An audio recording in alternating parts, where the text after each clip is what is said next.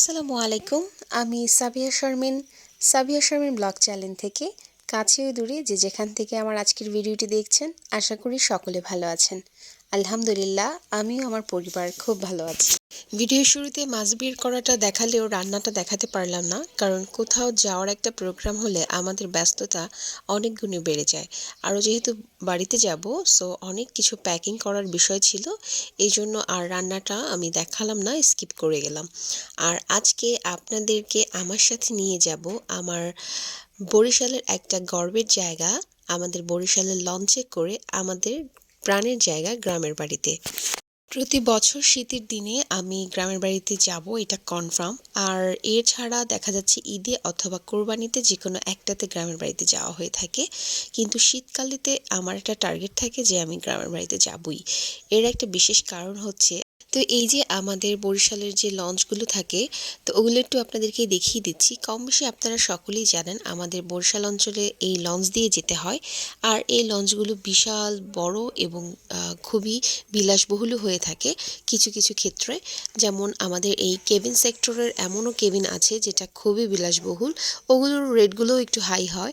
তো আমরা সব সময় মিডল প্রাইজের যে কেবিনগুলো থাকে 2000 টাকা করে, ওটাতে করেই যাতায়াত করে থাকি। তো মিডল প্রাইজের কেবিনগুলোতে যা যা থাকছে, দুটা বেড, দুটা ফ্যান, একটা টিভি, শীতের দিনে দুটা ল্যাব থাকে এবং পায়ের জুতা থেকে শুরু করে আপনার একটা মিরর পর্যন্ত দেয়া থাকে। তো মোটামুটি একটা রাতের জন্য সুবিধাজনক সব কিছুই ওখানে দেওয়া থাকে। এবং রাতে খাবার দাবারের জন্য সর্বরকমের প্লেট, চামচ এবং খাবারও সার্ভ করে থাকে ওনারা। কোন লঞ্চটাতে যাব সেটা সিলেক্ট করে কেবিন নিয়ে সেই কেবিনের সমস্ত ব্যাগপত্র রেখে আমরা একটু বাইরে বেরোলাম ঘোরার জন্য। আর আমরা পারাবত বাড়তে গিয়েছিলাম গ্রামের বাড়িতে।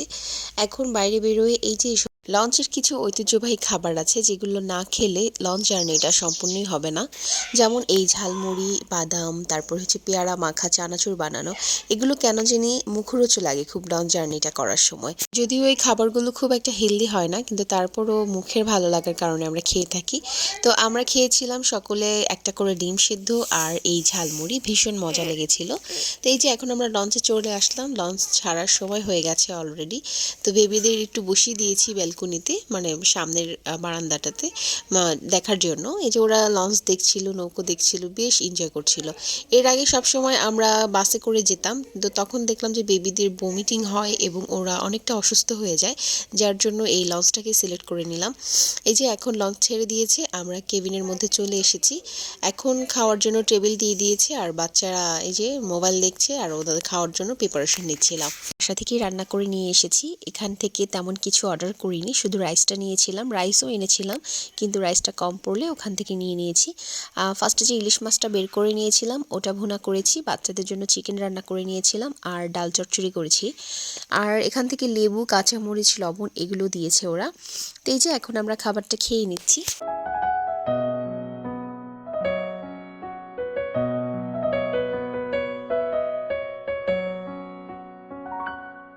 প্রথমে চিকেন দিয়ে বাচ্চাদেরকে খাইয়ে দিলাম আর এখন আমি খেতে নিয়েছি। এই যে ইলিশ মাছের মাথা, ডাল চচ্চড়ি আর একটু চিকেনও নিলাম। আসলে লঞ্চে বসে কেন জানি ভীষণ ক্ষুধা পায় আর খেতেও ভীষণ ভালো লাগে, যেটাই খাই না কেন। সবকিছু মিলিয়ে শীতকালে গ্রামের বাড়িতে যাওয়াটা ভীষণই ভালো লাগে, কেননা গ্রামের বাড়িতে গেলে একটা পরিবেশ, সুন্দর স্নিগ্ধ একটা পরিবেশ দেখতে পাই এবং তাজা তাজা শাক সবজি, মাছ এগুলো খেতে ভালো লাগে। আর সবচেয়ে বড় যে বেনিফিটটা হয় সেটা হচ্ছে শীতকালীন পিঠা, কারণ আমি পিঠাপুলিতে অতটা পটু না, যার কারণে আমার বাচ্চাদের সকল পিঠার সাথে ইন্ট্রোডিউস করানোর জন্য আমার মূলত গ্রামের বাড়িতে যাওয়া। কারণ তার নানু প্রত্যেক দিন এক এক ধরনের পিঠা বানিয়ে তাদেরকে খাওয়ায়। তো এই যে এটা ছিল পরের দিন সকালে, আমরা পৌঁছে গেছি আমাদের শহরে বরিশাল থেকে। এখন আমরা আমাদের বাড়ির পথে আর কি, ওইখানে নেমে আমরা এখন অটো চেঞ্জ করছি। আর এই যে দেখতে পাচ্ছেন এটা হচ্ছে আমাদের স্থানীয় কলেজ, এখান থেকে আমি এইচএসসি করেছি এবং গ্রাজুয়েশন করছি। এখানে সকল পড়ারই সুযোগ সুবিধা আছে। তো এই যে ফাইনালি এখন বাড়ির মধ্যে চলে আসলাম, এই যে আমাদের চিরচেনা সেই বাড়ি। গ্রামের বাড়ি যেমনই হোক, যার যার বাড়ি তার তার কাছে একটা ভীষণই শান্তির জায়গা। হচ্ছে রাজহাঁস। আম্মু আমাদের আসার কথা শুনে এটাকে কিনে এনেছে। আমার আম্মু হাঁস পালে না, ওখানে ওই জায়গাটাতে দুই একটা মুরগি পালে। নাতনি এবং জামাইকে আপ্যায়ন করার ক্ষেত্রে এই রাজকীয় রাজহাঁসের আয়োজন করেছে এবার আমার মা। আর এই যে আমরা এখন দুপুরে খেতে বসেছি, সকালবেলা একটা নদীর বড় আর মাছ রান্না করে রেখেছিল, তো সকালবেলা এসে সেটা দিয়ে খেয়েছি। আর দুপুরে কিছুটা তরকারি রয়ে যায়, সেই মাছটা দিয়েছে, আর সাথে দেশি মুরগি রান্না করেছে, আম্মুর হাতের পালা মুরগি।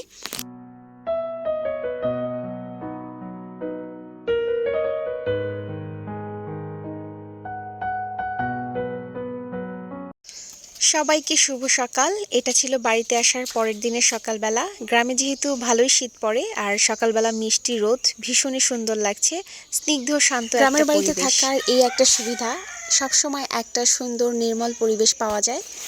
আর এখন আমরা ফ্রেশ হয়ে নেব। এখানে কিছু ব্রাশ আগে থেকেই ছিল আমাদের, আর বেবিদের ব্রাশ দুটো শুধু এনেছি।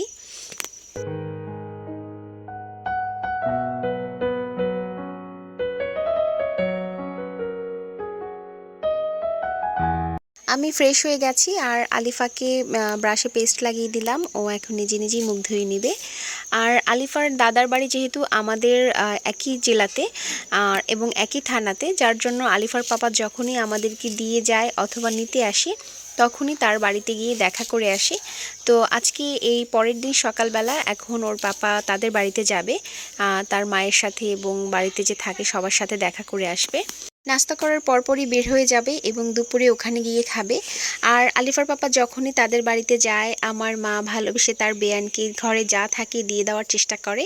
তো এবার খুব বেশি কিছু ছিল না, আমাদের নিজস্ব গাছের কাঁচা কলা ছিল, ওখান থেকে কিছুটা তার বেয়ানকে দিয়ে দিচ্ছি। আর আজকের ব্লগটা আমি এখানে শেষ করছি। সকলে ভালো থাকবেন। আসসালামু আলাইকুম।